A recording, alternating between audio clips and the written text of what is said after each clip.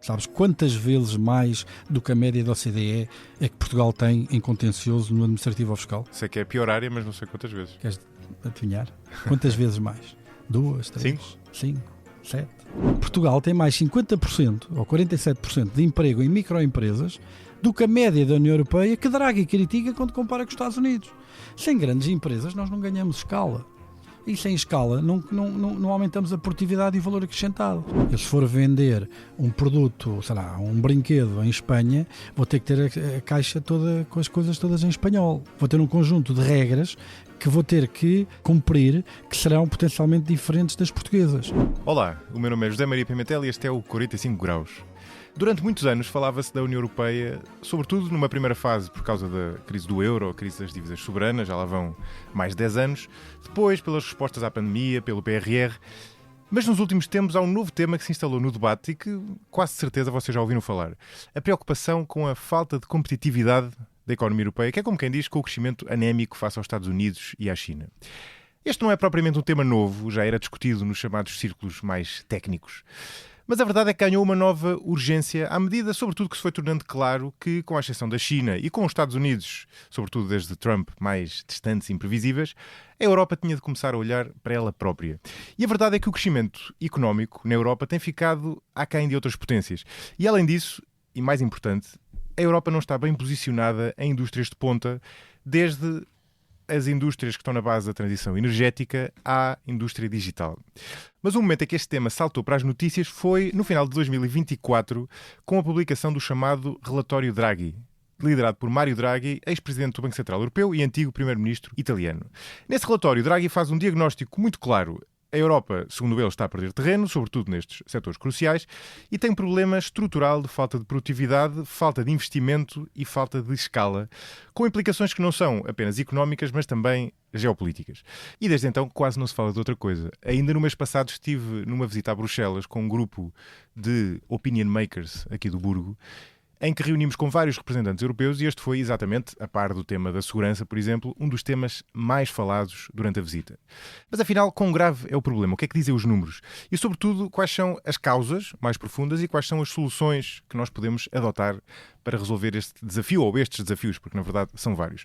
O convidado deste episódio vai ajudar-nos a pensar sobre estas questões. É ele, Pedro Brinca, economista, é professor associado com agregação na Nova SBE, onde investiga sobretudo na área da macroeconomia e políticas económicas. Além disso, o Pedro é comentador no programa semanal da RTP Tudo é Economia, onde faz dupla precisamente com o convidado do episódio anterior, Ricardo Paes Mamed. Ao longo da nossa conversa, tentei perceber melhor estes desafios e as soluções para eles. Alguns destes desafios são comuns com os que se costuma discutir em relação a Portugal e por isso o Pedro esteve sempre a puxar a conversa para a economia portuguesa. Eu fui tentando regressar ao tema Europa, mas a verdade é que os temas realmente se cruzam entre o horizonte europeu e o âmbito mais estrito de Portugal. Nesta primeira parte da nossa conversa, começámos então por olhar para os números do PIB e ver o que eles nos dizem. E na verdade o que eles nos dizem é que este é um problema sobretudo geopolítico, porque o PIB per capita, nas métricas que interessam, até tem evoluído bem. Na verdade, uma nota em relação a uma inexatidão que eu disse que o PIB dos Estados Unidos ultrapassou o da Europa no final do século XIX, mas isto não é verdade. Isso foi quando ultrapassou o da maior economia de então, que era a do Reino Unido. Quando ultrapassou o PIB da Europa como um todo, foi, obviamente, no final da Segunda Guerra Mundial. Falámos também do tema política industrial, que foi o tema da conversa com o Ricardo Paes Mamed no último episódio, e que de repente se tornou muito mais mainstream nos últimos anos, precisamente ligado a esta discussão em torno da competitividade da economia europeia. Falámos da concorrência das economias asiáticas, da pandemia enquanto acelerador da digitalização, do grande desafio da competitividade europeia, segundo o Pedro, que é aumentar a integração do mercado único europeu, ou por outra, criar um verdadeiro mercado único na Europa. Falámos da falta de capital de risco, chamado venture capital, na Europa, que permite, ou permitiria precisamente, escalar empresas inovadoras, sobretudo na área do digital, e falámos também de vários temas em relação à economia portuguesa. Espero que gostem. A segunda parte da nossa conversa sai hoje já ao fim da tarde. Nela falamos de outros desafios da União Europeia, como, por exemplo, o custo da energia, que é bastante mais caro na Europa, ou seja, para as empresas europeias, do que se passa nos Estados Unidos e na China. E isto já era um problema antes do ataque dos Estados Unidos ao Irão e do consequente fecho do Estreito de Hormuz. Imaginem agora. Espero que gostem. Vemo-nos na segunda parte. Até lá.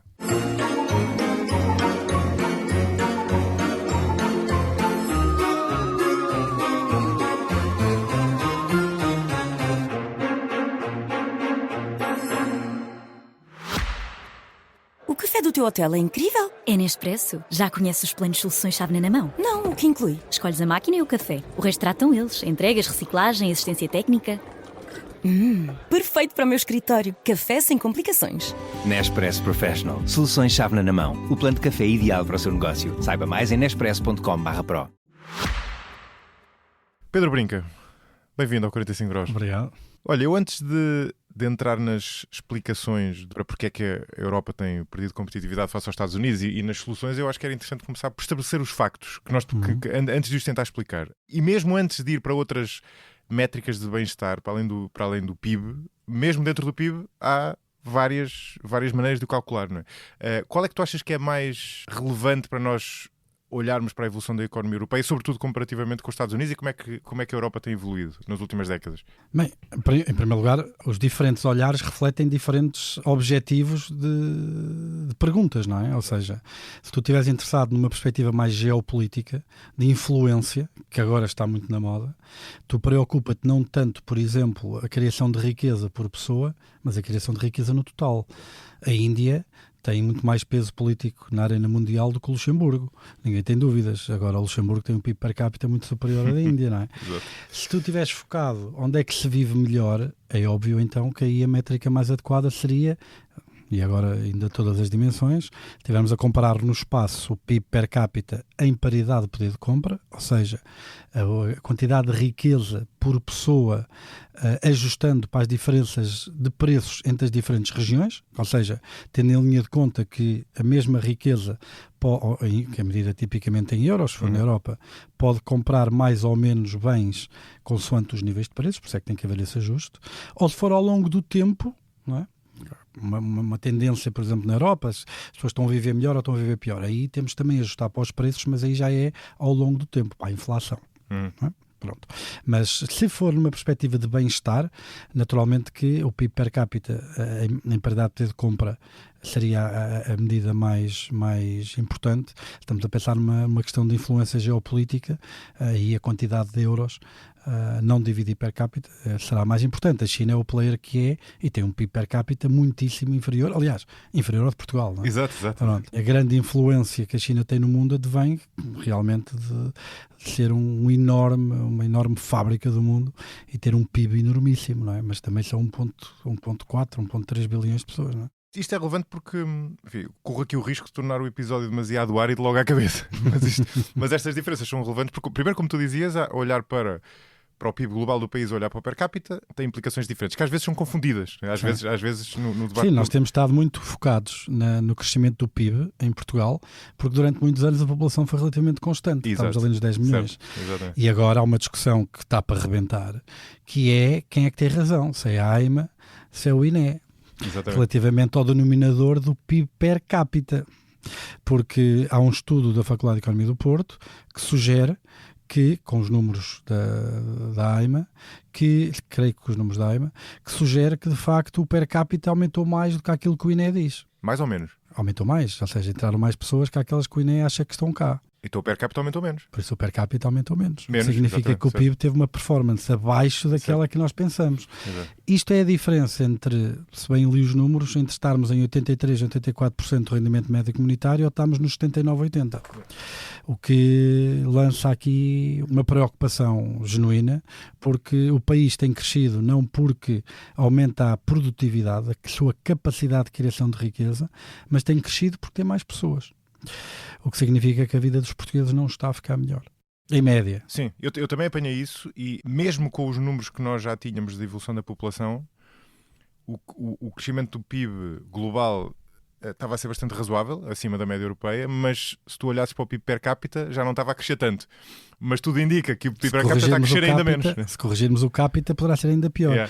E isto é extraordinariamente importante, porque força-nos a ter uma discussão que nós estamos sempre a fugir dela, não é? E vemos com a discussão sobre o pacote laboral e outras, que é, se nós não estamos a conseguir que cada trabalhador crie mais riqueza por cada hora que trabalha, nós não vamos conseguir sustentar uma convergência social com os padrões de vida dos melhores países da União Europeia. Isso não é possível. Não é.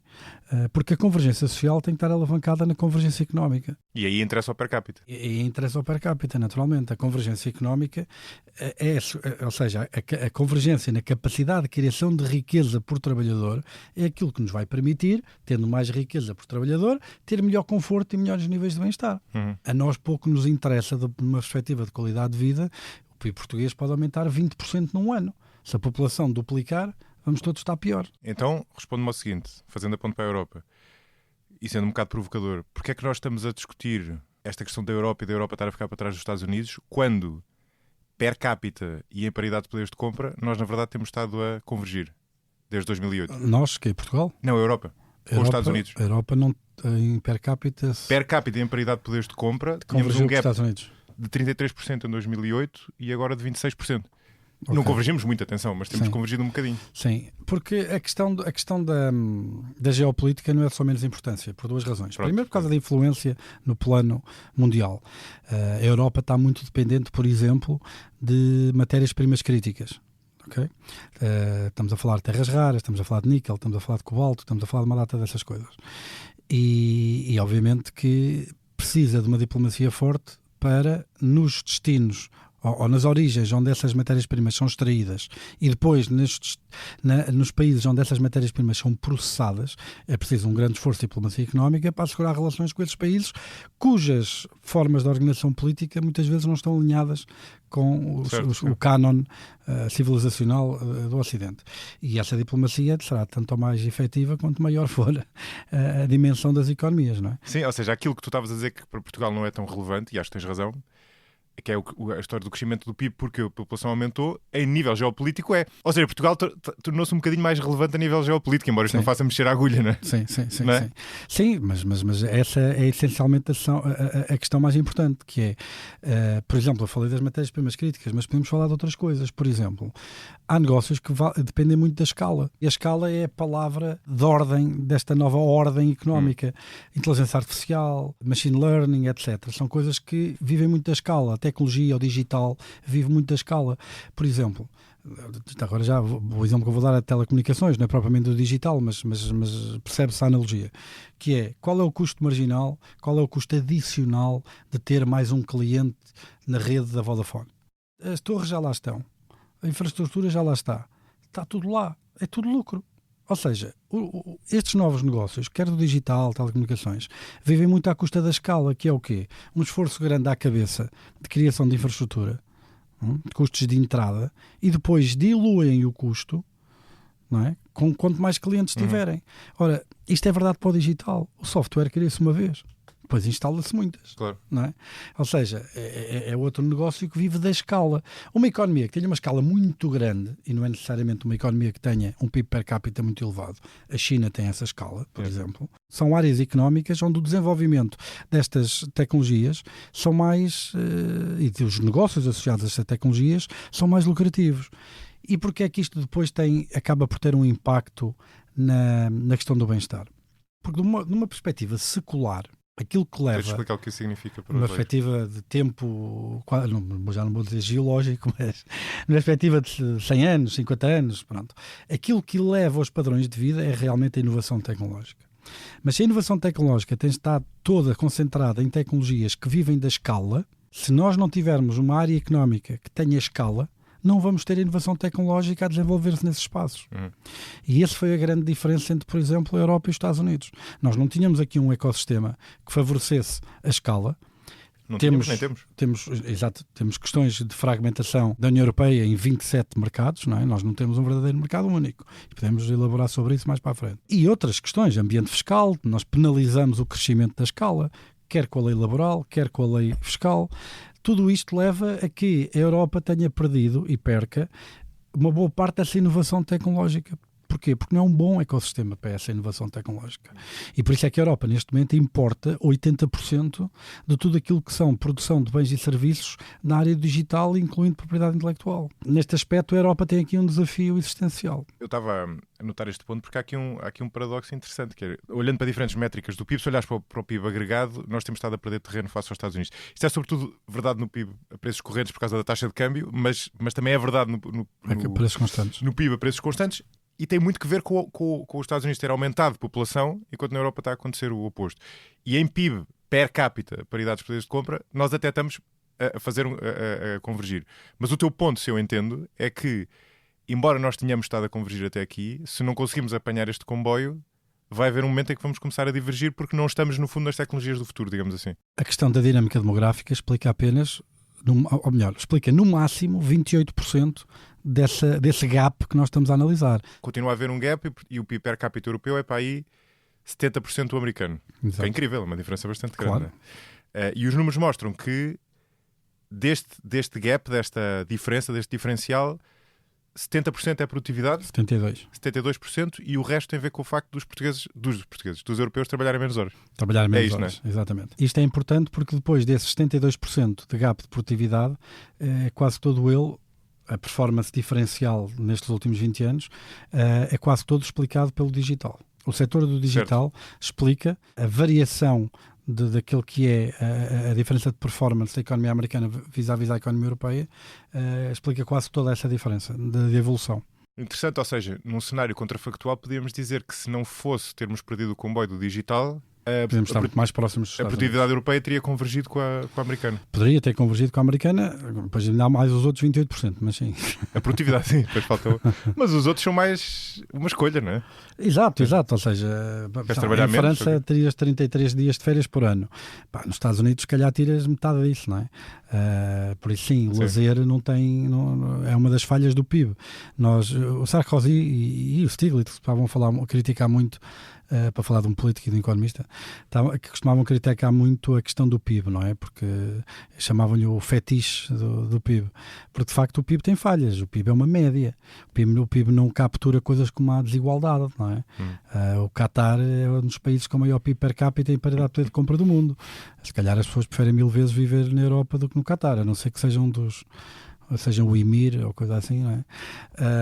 Mas pronto, mas dentro daquilo que são as métricas que depois são comparáveis e robustas para comparar ao longo do tempo e no espaço, o PIB tende a ser uma medida importante. Não pode ser medida usada de forma completamente isolada, não é? Porque há outras questões. Até porque, por exemplo, as economias europeias têm um peso do Estado muito maior na economia do que a economia americana. E a maneira como se faz a avaliação da produção dos bens públicos é preços de custos de produção, não é? O que gera aqui problemas de medição. Certo. Ou seja, há muitos problemas em termos de usar o PIB como medida de benchmark, não obstante, não há grandes alternativas. E nesse sentido, pelo menos é justo dizê-lo que, de facto, a Europa perdeu o comboio digital. A Europa tem tido uma performance do ponto de vista económico que é bastante anémico e tem um tecido empresarial que é bastante pouco dinâmico. Uma das coisas que eu costumo lembrar, e que também estava no relatório Draghi, é de facto que, se nós formos aos anos 2000, as principais empresas eram do setor automóvel, na Europa e nos Estados Unidos. Chegamos à década de 2010 e as principais empresas na Europa são do setor automóvel, continuam a ser do setor automóvel. Nos Estados Unidos já são do hardware e do software. E chegamos à década de 2020 e as maiores empresas dos Estados Unidos são todas do digital e na Europa continuam a ser do setor automóvel. Todas as empresas acima de uma capitalização em bolsa de 1 bilhão de euros ou dólares, nos Estados Unidos foram todas criadas nos últimos 50 anos. Na Europa não há nenhuma empresa que tenha um market cap, uma capitalização em bolsa acima de 100 mil milhões, que tenha sido criada nesses últimos 50 anos. Capital de risco, por exemplo. A disponibilidade de capital de risco para os diferentes estadios de investimento, fases de investimento destas startups é dramática. Estamos a falar de 4, 5 vezes de diferença. Mesmo os apoios públicos, fala-se muito a questão da economia americana, o Estado mínimo, não sei o quê. Não é assim tão óbvio. Por exemplo, nos instrumentos de apoio à inovação mais fundamental, que é aquela inovação que os mercados tendem a falhar, porque como está muito longe ainda de uma fase de servitização ou de produtização, não há tanto apelo, não é? E é mais difícil angariar, porque é mais arriscado, tem muita incerteza. E nesse contexto, os Estados Unidos gastam 23 vezes mais nesse tipo de investigação com fundos públicos que o que gasta os países da União Europeia. É aquilo que que o nosso amigo Ricardo Paz Mamed chama política. O Estado, a política industrial escondida dos Estados Unidos. Sim. Sim. Eu já fui um opositor mais forte da política industrial, da maneira como o Ricardo a concebe, do que sou hoje. Temos algumas coisas que nos fazem divergir, mas de facto o contacto semanal com o Ricardo na televisão infectou-me um bocadinho das suas ideias em algumas questões de política industrial, que eu acho que ele faz, tem alguns comentários bastante pertinentes. Pode ser que seja bidirecional. Aí tenho mais dúvidas, mas sim. Eu acho que é. Desculpa, eu interrompi-te com esta história A Europa, de facto, tem aqui um grande desafio em conseguir criar um ecossistema que seja amigável para a inovação, que seja amigável para os novos negócios que vivem da escala. E neste momento a Europa não é. Não o é do ponto de vista laboral, não o é do ponto de vista fiscal, não o é do ponto de vista regulatório, que não apenas a parte laboral e a parte fiscal. E é esse o grande desafio da Europa. Este é um tema de que se tem falado muito nos últimos tempos, sobretudo desde o relatório Draghi, e por isso é que há muito tempo que eu queria trazê-lo ao podcast. Eu acho que alguém que esteja a ouvir pode, de certa forma, ficar um pouco espantado, quer dizer, porque é que este tema surge agora, não é? Eu acho que há aqui fenómenos que não são de agora. Aliás, como este gap, este diferencial face aos Estados Unidos é uma coisa que existe desde o final do século XIX, na verdade, não é? Só que em diferentes períodos da história as razões foram diferentes. Isso, por exemplo, certo, entre a década de 70 e o ano 2000, aí foi o período da explosão da globalização. Não é? E houve um aumento dramático do desemprego na Europa.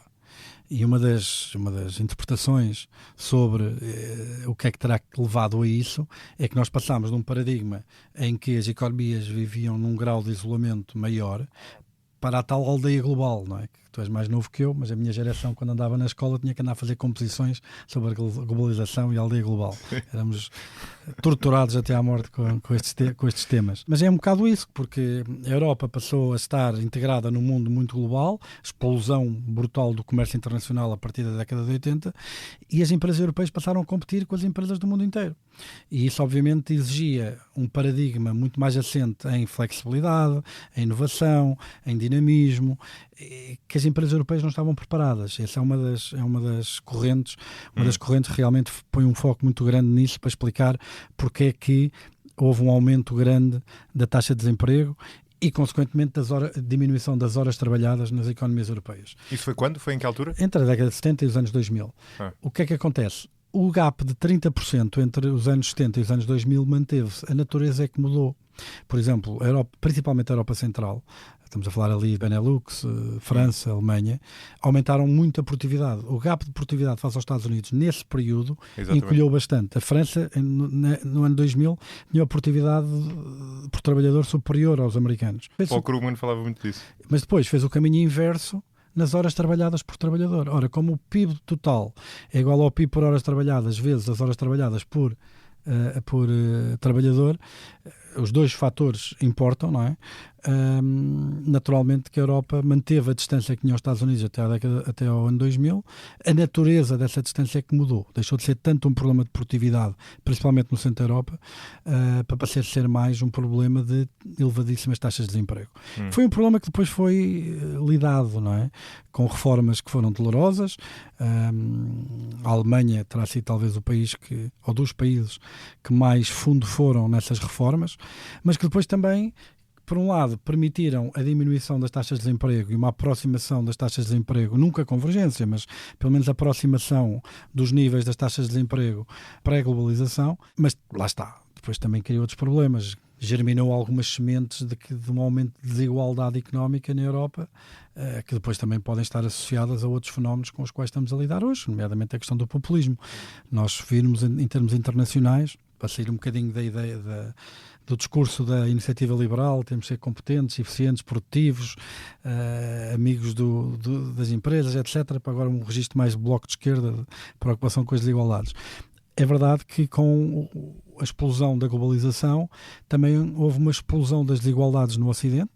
A desigualdade, como um todo no mundo, diminuiu, porque o chinês está mais próximo do americano.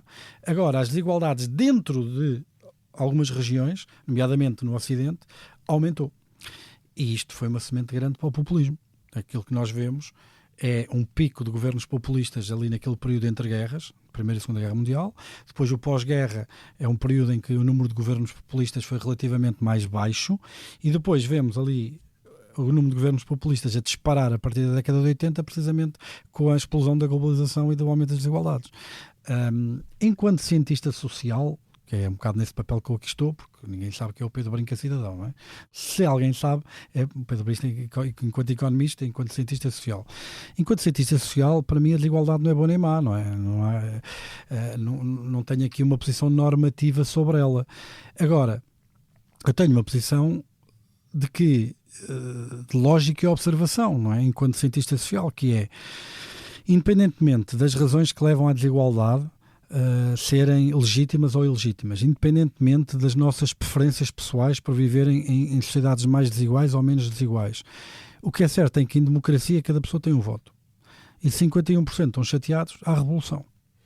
Por isso, o grande desafio, diria eu, para manter a estabilidade das democracias liberais ocidentais é inscrever no contexto da nossa sociedade e na organização da nossa economia mecanismos de catching up. Mecanismos que permitam às pessoas que vão ficando para trás poderem não ficar muito para trás. Ou não ficarem demasiadas pessoas para trás. Não porque isso está correto, não porque isso é bonito, não porque politicamente é uma coisa que eu apoio, não porque eu sou bonzinho e quero ajudar os pobres. Tudo isso é válido, tudo isso é importante num discurso político, num discurso normativo sobre valores. Eu não estou aqui a dizer isso. Eu estou aqui a dizer uma coisa factual. Independentemente da bonomia normativa de termos mais redistribuição ou não, se as desigualdades aumentarem muito, vamos ter instabilidade política. E o sistema, depois temos revolução.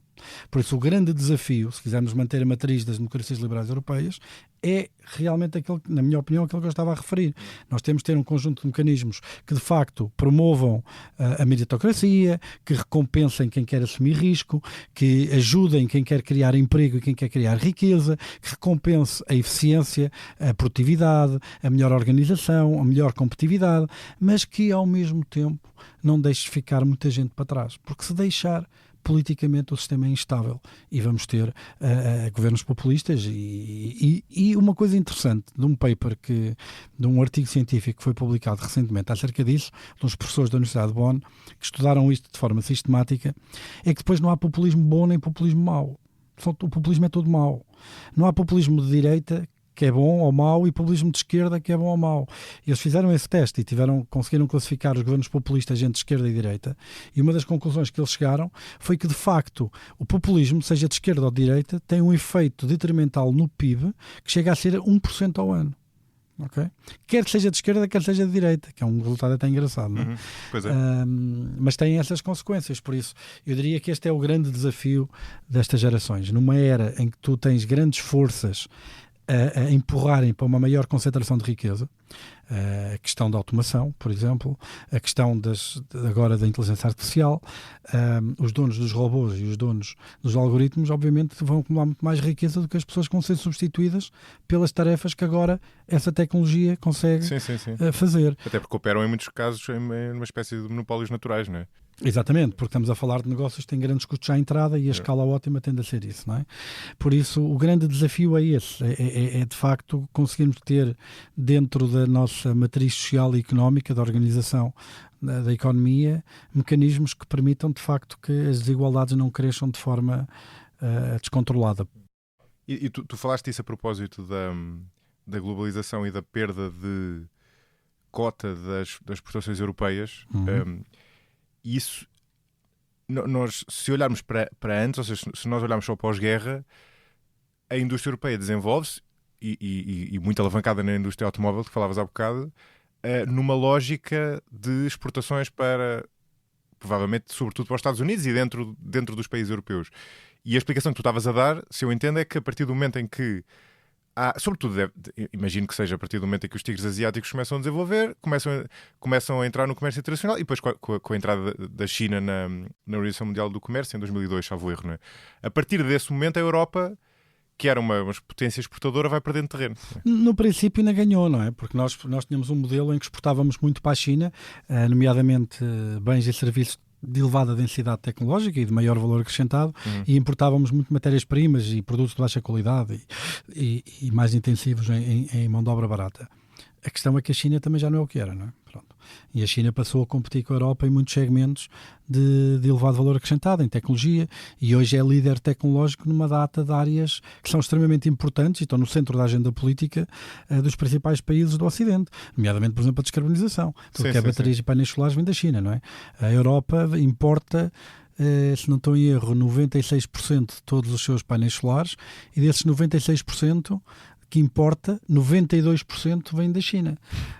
Quer dizer, ainda há pouco tempo a minha mãe foi comprar um carro e nós fomos, por curiosidade, ver os carros da BYD, passa a publicidade, não sei se posso dizer aqui. E é incrível a quantidade de equipamento e de características que eles conseguem meter num carro pelo dinheiro que pedem, não é? É incrível, é? E é um grande sinal de aviso para a Europa, uma wake-up call importante. E se olhares para o gráfico, agora estou aqui a olhar para um gráfico do relatório do Draghi, a Europa tem vindo a perder terreno não é desde 2000, mas é para aí desde 2002, 2003, e a coisa acelera nos últimos anos. Ou seja, desde a pandemia, que há uma quebra ainda maior da cota da União Europeia. Porque a pandemia acelerou a digitalização. Exatamente. Acelerou de forma brutal a digitalização.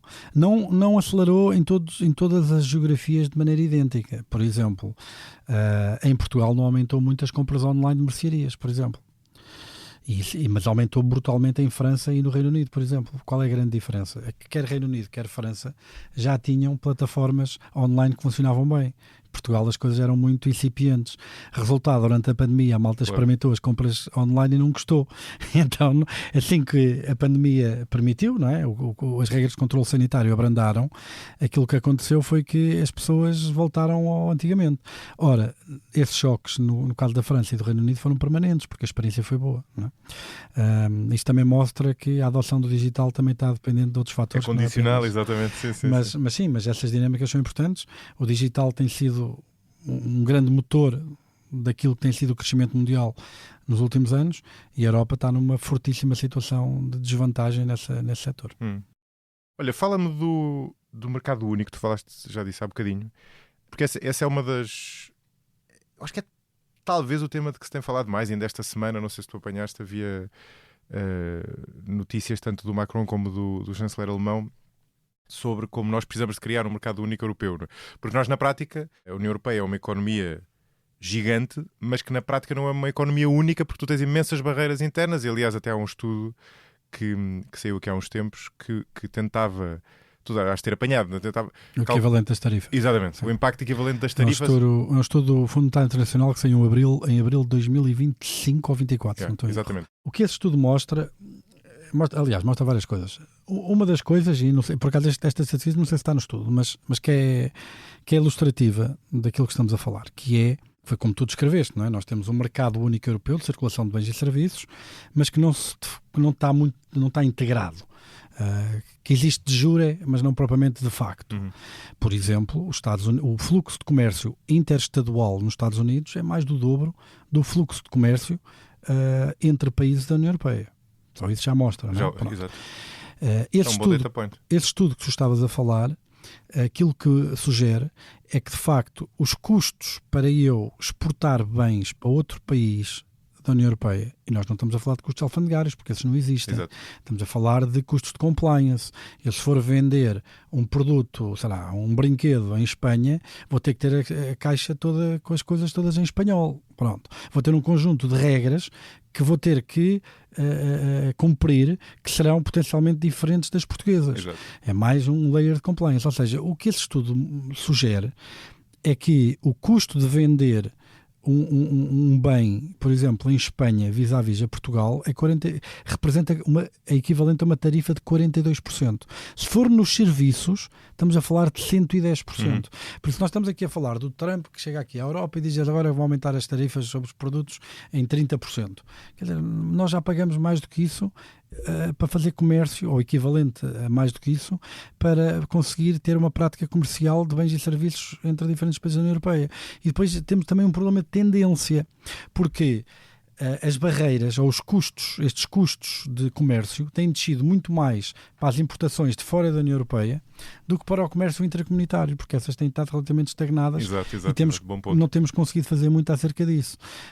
Por isso a Europa, de facto, tem aqui um desafio existencial de focos, de orientação de políticas, em que tem que dinamizar o mercado interno, até porque este modelo de crescimento só pelas exportações, quer dizer, é um modelo que, face aos desenvolvimentos da China, face à erosão da ordem institucional mundial, também é um ponto importante. Durante muitos anos houve aquilo que se chamava o efeito Bruxelas, uma doutrina do efeito Bruxelas. Havia uma autora, que era a Bradford, que achava que a Europa se afirmava na liderança do mundo ao regular, e que depois as empresas, como para operarem na Europa tinham que seguir essas regulações, a Europa acabava por exportar regulações e níveis e standards em termos de ambientais, de legislação laboral e até fiscal para o resto do mundo. Pois, quer dizer... E é parcialmente verdade. Não é uma grande fonte de competitividade direta. Não, o problema é que foi só... A parte do parcialmente é muito pequena, porque não foi isso que aconteceu. Okay? Hoje as economias emergentes já são mais de 50% do PIB mundial. A maior parte do investimento está nas economias emergentes em volume, não estou a falar em taxa de crescimento, já estou a falar em níveis. Há muito mais investimento em nível em economias emergentes do que há nas economias ocidentais. Por isso, essa ideia de que nós conseguíamos estabelecer os estándares no mundo, quer dizer, é um bocadinho idílica e lança a Europa num molho de brócolos complicado de resolver, quando, por exemplo, os Estados Unidos fizeram uma inversão de 180 graus, por exemplo, em algumas dessas direções, não é? Com esta administração.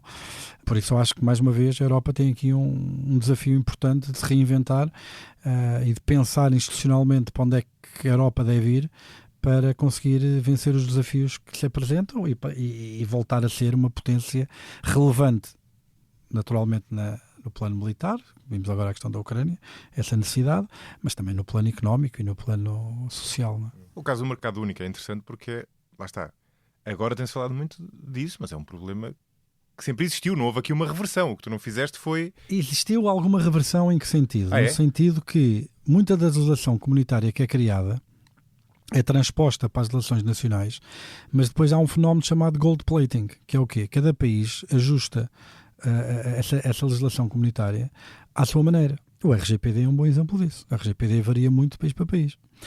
O que faz com que é uma os diretiva, custos, não é? Exato. O que faz com que os custos de compliance, não é? Os custos de operar em cada mercado sejam aditivos, não é? Eu, se quiser operar em Espanha e em França, vou ter que traduzir as coisas todas para espanhol, vou ter que traduzir as coisas todas para francês. Para além disso, vou ter que ter licenças do governo, da agência que gere o setor, mais não sei o quê. Quer dizer, só no digital nós temos mais de, se não estou em erro, mais de 100 reguladoras que incidem sobre o digital no espaço europeu. Nós temos mais de... Eu não sei se são... Eu acho que estou a trocar os números. Acho que são mais de 270 agências reguladoras e mais de 100 leis que incidem sobre o digital. Okay?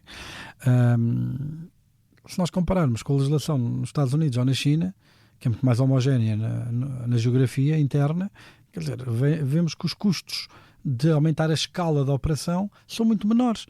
Ora, em tecnologias que dependem da escala, isto é a morte do artista, não é? Sim, estás a fazer um ponto interessante, ou seja, o que estás a dizer é, à medida que as economias foram tornando mais complexas, implementou-se mais regulação. Eu não acho que foi que as economias ficaram mais complexas. Eu acho é que a regulação tornou-se mais complexa porque houve maior produção de legislação comunitária que depois... Certo, independentemente da causa foi produzida mais. Teve transcrição, ou seja, foi transcrita para as jurisdições nacionais de forma heterogénea. Certo. O que agrava ainda mais esta segmentação dos mercados internos. Não é? Sim, e há uma certa...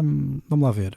Há um debate grande, e também na economia portuguesa, mas há um debate grande sobre se queremos mais ou menos regulação. Isso foi um debate que aconteceu muito na década ali no fim da década de 90, com a euforia da grande moderação, de que de facto nós devíamos desregular. Pronto, depois chegámos a 2008 e inverteu-se o ciclo, não é? Percebeu-se que de facto que há a regulação que é importante. E essa dicotomia, essa discussão mais ou menos regulação, apesar de ainda fazer parte do discurso de alguns partidos políticos em Portugal, por muito que me custe, até por alguns partidos pelos quais tenho alguma afinidade, ainda dura. E, na minha opinião, é um discurso completamente desajustado. Eu não quero mais ou menos regulação, eu quero melhor regulação. A regulação não tem um valor normativo intrínseco. Eu não fico mais feliz porque há muita regulação ou menos regulação. Eu fico mais feliz se conseguir ter um melhor nível de vida, se conseguir ter um carro com melhores condições, se eu conseguir dar melhores condições aos meus filhos para estudar, se conseguir ir passar férias a um sítio mais giro. Isso são as coisas que importam para a minha felicidade. Se eu tenho 10 regulamentos ou 1 milhão, eu estou-me nas tintas. Não é? Agora, eu quero a regulação que me ajude a atingir estes objetivos. E em muitos casos, a regulação não faz isso. Okay? Muitas vezes há aqui um trade-off entre proteger bens públicos e regular mais ou menos. Por exemplo, os estudos ambientais são uma grande fonte de atraso no desenvolvimento de infraestruturas de energia europeia, numa altura em que a Europa tem o custo de eletricidade 3 a 4 vezes mais caro que os Estados Unidos. Isso, já lá vamos também. Eletricidade que é determinante para desenvolvimento de indústria, nomeadamente o digital e da inteligência artificial, não é? Pronto. Quando eu falo de melhor regulação, não quero pôr em causa, apesar de ser uma discussão que também pode ser importante em alturas de crise, olha, por exemplo, agora na questão da calamidade no Oeste. Há ali trade-offs de bens públicos que importa considerar, não é? Em situações de emergência, ou a situação da habitação em Portugal, ou whatever. Mas mesmo no contexto europeu, que é a discussão que nós estamos a ter agora, eu não estou a falar de um trade-off entre proteger bens públicos para favorecer a economia. Não é isso que eu estou a dizer. Estou a dizer nós conseguimos melhorar a qualidade da regulação, ou seja, proteger na mesma bens públicos e ajudar mais a economia. Os estudos de impacto ambiental são um bom exemplo. Demora imenso tempo licenciar uma mina, ou licenciar uma eólica, ou um parque de painéis solares. Porquê? Porque nós temos uma fiscalização ex ante, ou seja, o projeto entra e vai ser analisado de forma prévia para ver se pode ser feito. Ora, por exemplo, nos Estados Unidos, na questão da habitação, é o contrário. Tu tens um building code. Eles, em vez de estarem à espera que os projetos apareçam para se lembrarem de perguntar, fazer a pergunta faz sentido ou não, o que eles fazem é, nesta região, faz sentido projetos com estas características, tal. E as empresas já sabem que se forem produzir naquelas zonas, podem começar a produzir amanhã, construir amanhã, com aquelas características. Podem instalar painéis solares numa zona do município, desde que os painéis solares obedeçam a um conjunto de características. E podem começá-los a fazer no dia a seguir à decisão de investimento. E a fiscalização depois é feita ex post. Ora, se nós não temos essa classificação prévia daquilo que se pode fazer ou não se pode fazer sem licenciamento, vai tudo para o regime de licenciamento. E o regime de licenciamento atrasa tudo. Ou seja, estamos a falar de licenciamento, podemos falar de outras coisas. Mas o meu ponto é, falta muita inteligência à maneira como se desenha a regulação. E outras economias têm sido mais inteligentes a fazê-lo e por isso também têm tido melhores resultados. E um dos desafios que nós temos precisamente na Europa é ter regulação mais inteligente. E é uma das críticas que têm sido feitas, olha, por exemplo, na inteligência artificial, não é? Tem o exemplo da Espanha, não é? A Espanha ainda não tem indústria de inteligência artificial, mas já tem uma agência com quase 30 pessoas, um presidente, um diretor adjunto, 4 diretores de departamentos e não há indústria nenhuma, mas já está toda regulada e já tem uma agência para isso, não é? Aplica-se à indústria europeia como um todo, não é? Embora, quer dizer, dito isto, faz sentido ter regulação, mas depois ainda por cima tendo de criar... Mas essa frase que tu acabaste de dizer é importante, José, porque muitas vezes, eu, por exemplo, apesar de me considerar uma pessoa de esquerda, toda a gente se ri quando eu digo isto, não é? Porque associam-me todos à direita económica e pensam que aquilo que eu falo ou aquilo que eu represento, não sei se é direita económica, se não é, eu como sou economista de profissão, custa-me a ver isso, economia de direita e economia de esquerda, mas é importante que passe que, se nós olharmos para aquilo que é o conhecimento económico de ponta, essas discussões não são tidas nesses termos. Não há mais ou menos regulação, há melhor regulação. Se as pessoas forem às conferências académicas, cada artigo... Certo, sim, a regulação ou está a corrigir uma falha de mercado ou não está, não é? Ou está a corrigir um problema ou não está. Mas o ênfase da investigação económica está em descobrir mais uma falha de mercado e mais um mecanismo que é preciso desenhar para que o mercado produza uma solução que seja socialmente ótima. É esse o estado da economia. As pessoas vêm falar de neoliberalismo, não sei o quê, com esses fantasmas, esses espantalhos. Quer dizer, isso está morto. Tipo, falam-me do Pinochet, do Chile, do Chicago Boys. Quer dizer, isto é tudo gente que vive nos anos 80.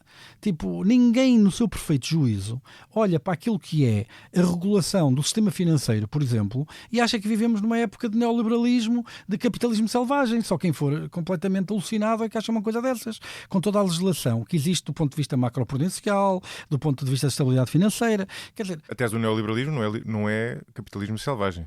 Eu entendo o que tu queres dizer, não é? Sim, mas ela é muito entendida no espaço político público como isso, ou seja, que é um esvaziamento do Estado, um esvaziamento do poder regulatório, porque a mão invisível do mercado resolve tudo. Ninguém raciocina nesses termos em 2020. Tiveste um aumento grande no setor financeiro, tiveste um aumento grande da regulação, isso é verdade. Claro, e não só no financeiro. E mais uma vez, nós voltamos outra vez ao paradigma se a regulação aumenta ou diminui. A maior parte da investigação económica que nós podemos pensar sobre estas áreas tem sido, descobrimos mais uma forma de que o mercado falha. Como é que a gente consegue corrigir isto? Que tipo de regulação é que é preciso fazer para que as forças de mercado produzam um resultado que seja socialmente eficiente? Sim. Quer dizer, todos os mercados precisam de regulação para funcionar. Não há um único que não precisa. Quer dizer, e nós até se quisermos ser puristas, até um bocadinho demagógicos, até podemos ir até Adam Smith. Adam Smith dizia que sem direitos de propriedade não há mercado que funcione, não é? Quer dizer, por isso essa ideia de que aquilo que eles chamam de direito económico quer é desregular, quer é... Mas às vezes eu percebo o que tu queres dizer, mas tal como há uma caricatura à esquerda, também há uma caricatura à direita, não é? Ou seja, se ouvires o discurso da iniciativa liberal, também muitas vezes diz coisas... Pronto, mas por isso é que existe uma razão pela qual, apesar de eu ter apoiado a iniciativa liberal nas últimas eleições, nas várias últimas eleições, até ter sido cabeça de lista como independente pela iniciativa liberal às eleitivas de 2024, porque de facto naquilo que é as liberdades individuais identifico-me bastante. A iniciativa liberal, do ponto de vista das liberdades individuais, não é muito diferente da esquerda mais esquerda que existe, não é? Pronto. O grande anátema que se põe sobre a iniciativa liberal é na questão da sua posição sobre a organização económica. E a minha visão sobre a posição da organização económica é uma posição essencialmente tecnocrata. Nós podemos discutir do ponto de vista político a questão da equidade versus redistribuição. Mas no meu entender, a maneira como eu olho para isto é muito tecnocrata, tem muito a ver com análises até porque é a minha área de investigação em particular, muito a ver com análises de custo-benefício, de perceber em que medida é que nós aumentarmos a redistribuição, vamos diminuir a eficiência e conseguir informar o tesouro político dos trade-offs. Certo, não é? E depois então decidir, o processo político decide. Mas é uma posição muito mais tecnocrata, uma posição muito mais de olhar para os mercados de uma forma científica e perceber qual é o tipo de regulação que gera mais valor. E muitas vezes a iniciativa liberal, e aí tem um bocado de culpa no cartório, produz slogans como menos Estado. Quer dizer, eu já tive a oportunidade de dizer a quem de direito que achava que era um erro enorme ter esse slogan, porque eu não quero nem mais Estado nem menos Estado, eu quero melhor Estado. E em algumas circunstâncias, melhor Estado significa mais Estado. Nós tivemos Fernando Alexandre a queixar-se em direto, a dizer que não consegue saber de um aluno qual é o percurso formativo. Claramente é preciso mais Estado aí, no sentido de conseguir melhorar a coleção de dados para construir políticas baseadas na evidência. Há outras situações em que é preciso menos Estado.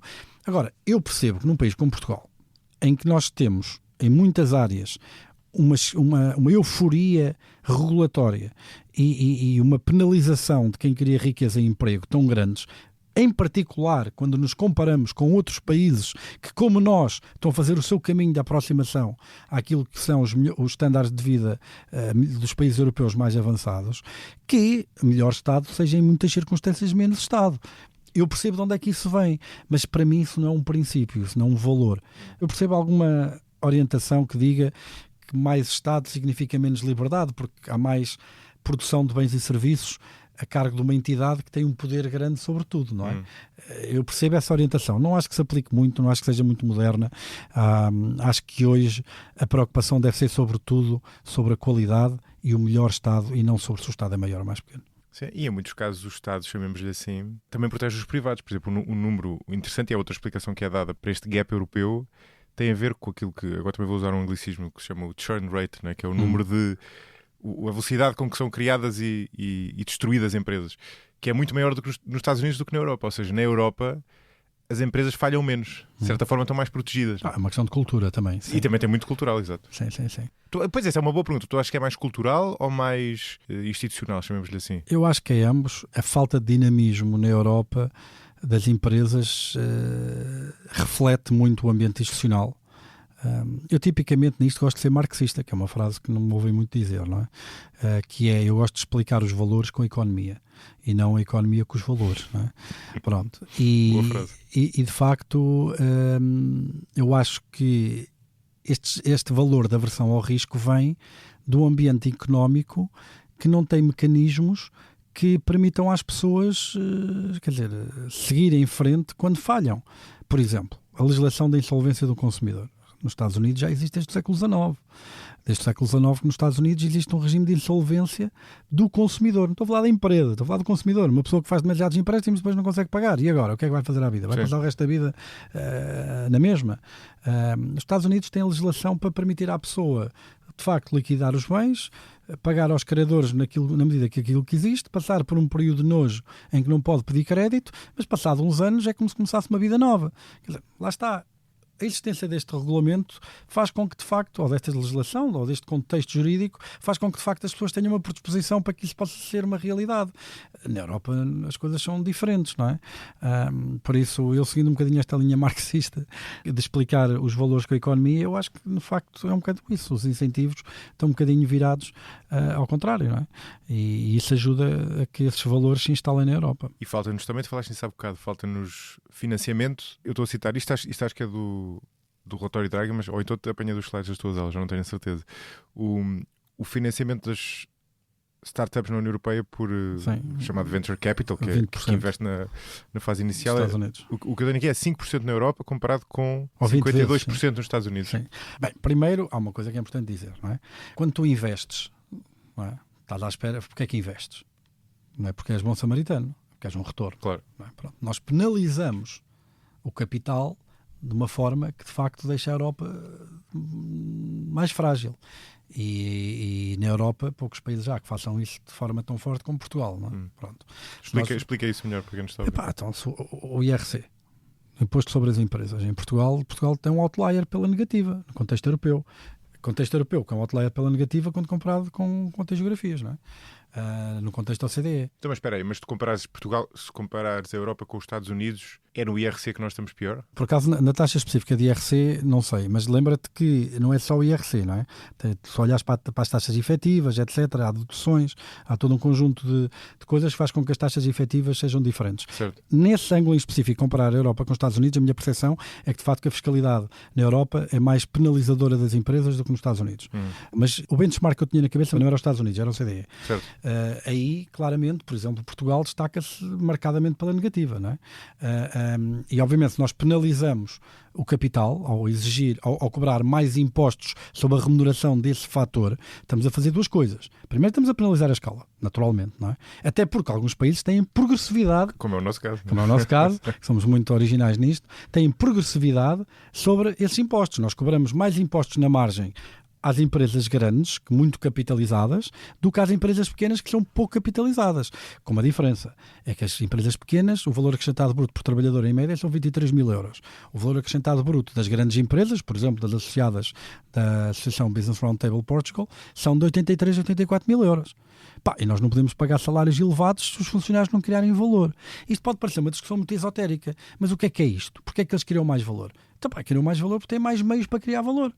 Capitalizar uma empresa é ter mais computadores, é ter mais retroescavadoras, é ter mais capital, não é? Equipamentos, para que os trabalhadores dessas empresas consigam criar mais valor. Ora, se nós penalizamos o processo através do qual é remunerado o esforço de dar aos trabalhadores essas ferramentas, é normal que eles vão ter menos ferramentas.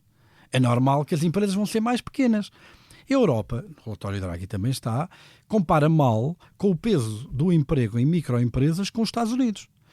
Mas Portugal ainda compara pior. Exato. Portugal tem mais 50% ou 47% de emprego em microempresas do que a média da União Europeia, que Draghi critica quando compara com os Estados Unidos. Sem grandes empresas nós não ganhamos escala. E sem escala não aumentamos a produtividade e o valor acrescentado. E sem aumentar a produtividade e o valor acrescentado não vamos ter capacidade de aumentar salários. Porque não há criação de valor para sustentar o salário. Por isso, tudo isto tem que ser reavaliado. E isto leva-me ao meu próximo ponto, que torna esta discussão um bocadinho irónica, que é, eu estou a dizer alguma coisa genial, alguma coisa fora da caixa. 99% dos economistas concordam com isto.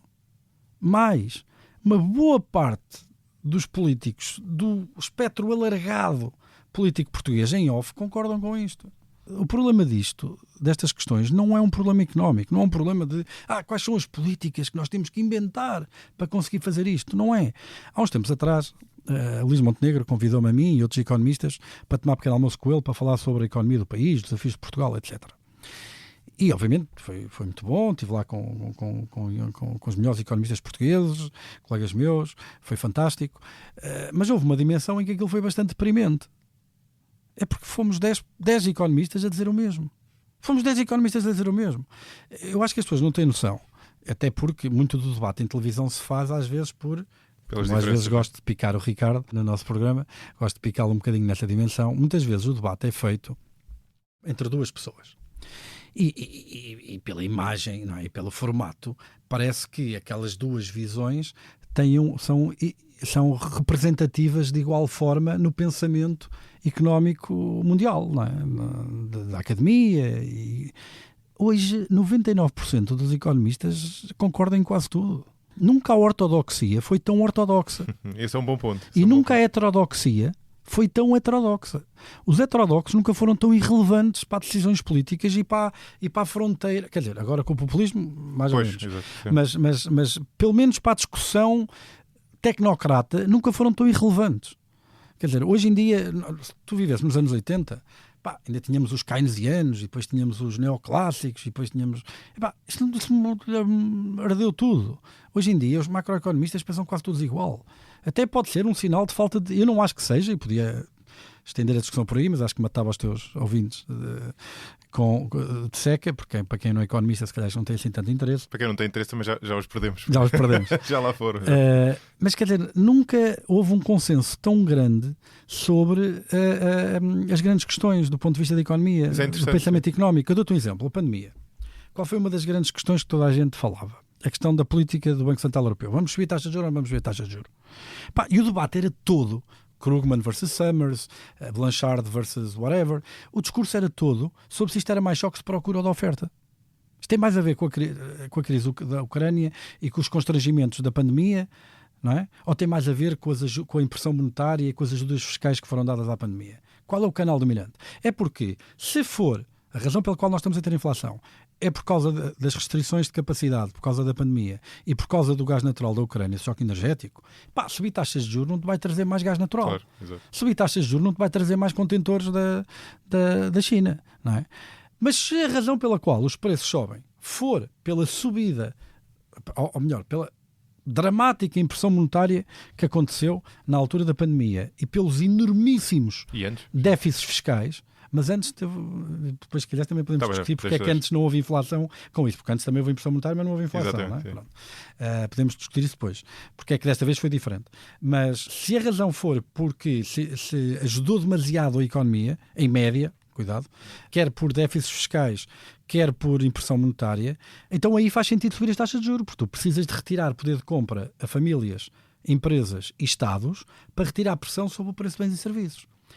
A discussão era quantitativa, não era conceitual, porque toda a gente usava o mesmo quadro conceitual de análise, toda a gente usava as mesmas teorias. A questão é que Krugman achava que o peso da oferta era superior, e este é a maior parte da esquerda económica, e a boa parte da direita económica, e de Blanchard, e Larry Summers e companhia, achavam que os problemas de déficits excessivos e impressão monetária acima daquilo que seria ajuizado é que criaram o problema da inflação. E os estudos mostram que, de facto, no meio estava a haver tudo, porque foi um bocadinho dos dois, não é? Pronto. Mas para dizer o quê? O quadro de análise foi o mesmo. Ou seja, os economistas pensam quase todos da mesma maneira. A diferença era em relação à informação que havia disponível. Podem diferir relativamente àquilo que acreditam que a informação nos vai dizer. Mas do ponto de vista da teoria, do pensamento, do quadro conceitual de análise, é todo o mesmo. Ou seja, como eu estava a dizer há bocado, isso até poderia ser um sinal de falta de vitalidade da disciplina, não é? Pronto. Mas é um facto que é assim. Por isso, o grande... E este é que é o ponto que eu gostava de passar, que eu acho que é importante. Nós não precisamos descobrir novas teorias económicas para resolver o problema dos países. O problema não é esse. O problema é político. Certo. E o que é que vocês disseram ao Montenegro? Todos em uníssono. Fiquei Quer curioso. dizer, eu acho que toda a gente falou de um conjunto de temas que são recorrentes na política portuguesa e que têm sido referidos anos após anos, mas que nunca se resolvem. Portugal tem problemas de custos de contexto elevados, eu fiquei muito na questão dos custos de contexto. Portugal compara mal do ponto de vista da competitividade fiscal. Desculpa, explica só o que são custos de contexto para quem não está a ouvir. Custos de contexto é, tu vens para Portugal abrir um negócio, qual é os custos que Burocracias. tens isso? O vis-à-vis abri-lo em Espanha, França, Alemanha, não é? E em Portugal... Justiça lenta. Justiça. Eu não sei se tens noção. Sabes quantas vezes mais do que a média da OCDE é que Portugal tem em contencioso no administrativo ou fiscal? Sei que é a pior área, mas não sei quantas vezes. Queres adivinhar? Quantas vezes mais? 2, 3, 5? 5, 7, 9, 10, 10? 12, 13. 13? 13 vezes a média da OCDE só em processos acima de 1 milhão de euros. Com um tempo médio processual de 7, 8, 9 anos. E atenção, porque a média não é uma boa caracterizadora da amostra. Tu tens ali uma data de casos que resolves no instante e depois tens casos que ficam 15, 20 anos para se resolverem. Não é? Ou seja, foi a Presidente do Supremo Tribunal de Direito Administrativo ou Fiscal, que há 2 anos e meio, e esta parte, ou 3 anos, talvez, agora 3 anos em março, que veio dizer que a autoridade tributária abusava da litigância como arma contra o contribuinte, porque sabe que justiça demorada é justiça negada. Não é? E depois tens outro problema, tens a inversão do ónus da prova, porque com a AT tu és culpado até prova em contrário. Pronto. As medidas de coerção podem ser usadas antes sequer de tu seres condenado. Ou seja, é um ambiente económico que não é propício à criação de valor. Temos a progressividade do IRC, temos a legislação laboral que é muito mais apertada para as grandes empresas do que para as micro. Então, ou seja, temos um conjunto de coisas que tornam de facto a economia portuguesa pouco competitiva. E todos disseram o mesmo, isso é curioso. Quer dizer, eu fiquei mais na questão dos custos de contexto. Por exemplo, eu lembro que o Ricardo Reis, que é provavelmente ele e o Sérgio Rebelo, são os 2 grandes economistas e são grandes a uma escala do planeta, não é?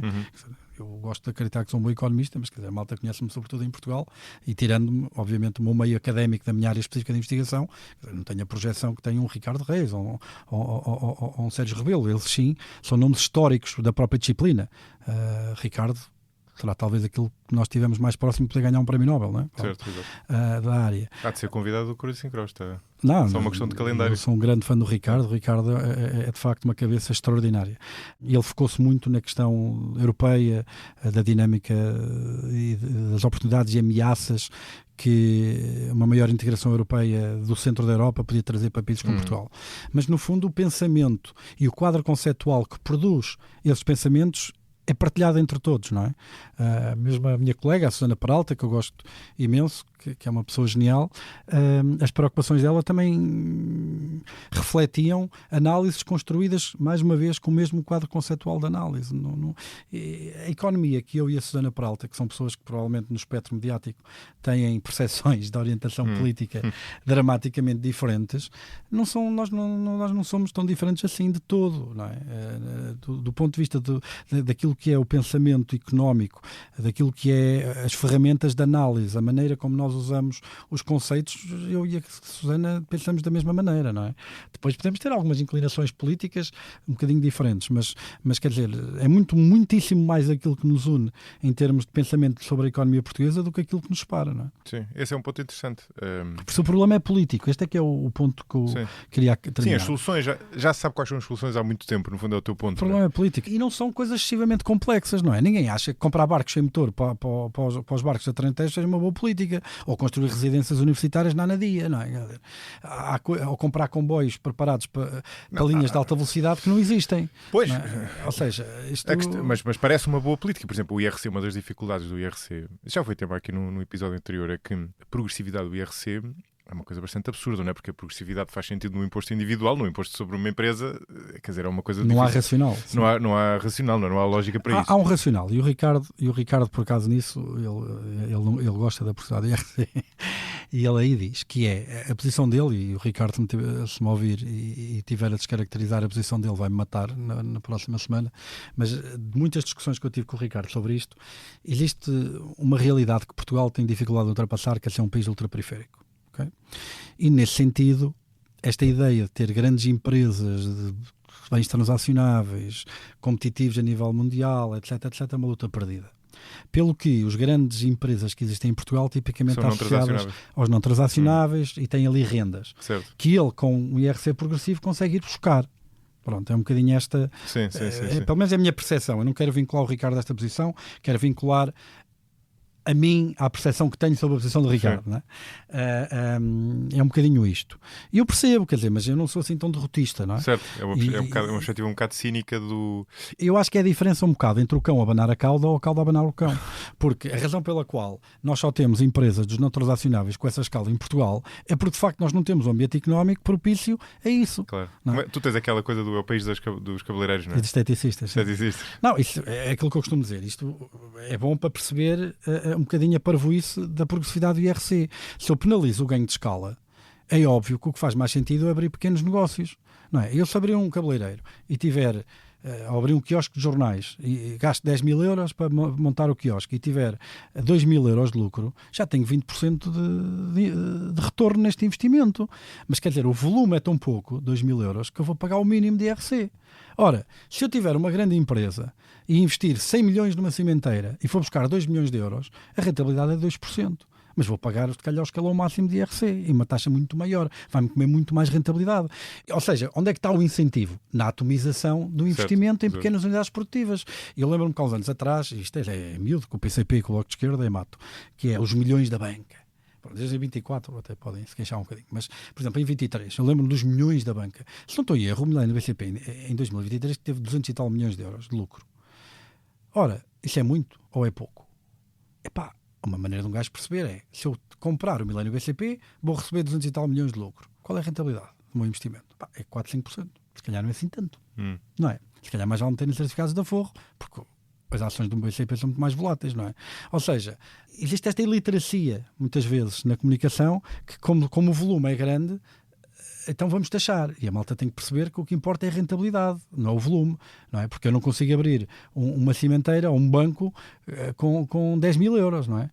Por isso, convém perceber isso. Agora, quando nós temos partidos que no espectro político português se afirmam orgulhosamente contra a literacia financeira, tivemos um partido que fez campanha nas legislativas de 2024 a dizer que a literacia financeira fazia mal aos portugueses. Não sei se fez campanha, mas eu lembro disso. Eu lembro. Sim. Tiveste cartazes de campanha a dizer que a literacia financeira fazia mal aos portugueses. Tinhas cartazes a dizer isso? Sim, tiveste cartazes do de bloco? campanha. Sim, exatamente. Não me lembro. Lembro-me de uns posts e umas coisas, não lembro de ver. Chegou a ver cartazes? Cartaz no sentido que tens um grafismo. Ok, está bem. Numa altura de campanha eleitoral. Não é? Tipo... Sim, enfim, não estou desculpa. Quer dizer, como imaginas, discordo totalmente, mas enfim, não podes sabia partilhar disso. com a Ana Drago, pode ser que ela goste. Ele já não é do bloco há muitos anos.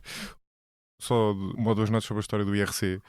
Eu até percebo esse ponto do que enfim, o Ricardo e pessoas da área dele fazem, porque realmente as empresas grandes em Portugal, muitas das empresas grandes estão em setores não transacionáveis, com poder de mercado e, portanto, conseguem, como se chama em terminologia económica, extrair rendas. Agora, a maneira de corrigir isso não é com o IRC. Não é? Tens ferramentas mais dedicadas para isso. Não vais estar Portanto, não acho um bom argumento nesse sentido. Mas percebes qual é a consequência disto? Agora, imagina vir o ministro dizer assim, nós agora vamos acabar com a derrama estadual. Ou pelo menos não acabamos, ou seja, mantemos a taxa média, mas vamos diminuir a progressividade. Está o Estado a alimentar os tubarões e a esmifrar o pequeno empresário. É muito difícil de vender porque o impacto imediato, o impacto que tu esperas a médio prazo é incentivar as empresas a ganharem escala, atrair empresas estrangeiras. Mas o impacto imediato... E não só estrangeiras, é criar incentivos para as nacionais crescerem. Não? É o que eu estou a dizer, ou seja, incentivar a criar escala e atrair estrangeiras. Mas o impacto no dia 1 é fazer as grandes empresas pagar menos imposto. E isto é muito difícil de vender politicamente.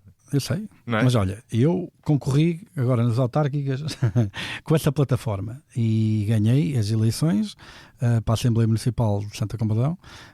Depois fui geringonçado, porque não ganhei com maioria absoluta, ganhei só com 41%. Acabei por não ficar com a presença da Assembleia. Mas foi a primeira medida que aprovámos. Não sei se foi literalmente a primeira, mas foi a medida talvez mais emblemática que nós aprovámos agora no primeiro orçamento, foi pôr a derrama municipal a zero. Porque a derrama municipal, para quem está a ouvir, é um imposto em cima do IRC. É uma parte do IRC que é definida a nível... Não é aquilo, sim, não é uma parte, é por cima do IRC, que é definida a nível... Cada município pode definir o seu. Porque nós, para distribuir, temos que criar. E sem criar, não há nada para distribuir. Sim. Fica por aqui a primeira parte. A segunda parte da nossa conversa sai já hoje ao fim da tarde. Até lá. Este episódio teve a sonoplastia de Hugo Oliveira. Ouça e veja outros podcasts em expresso.pt e acompanhe-me em josemariapimentel.pt ou nas redes sociais. Até ao próximo episódio.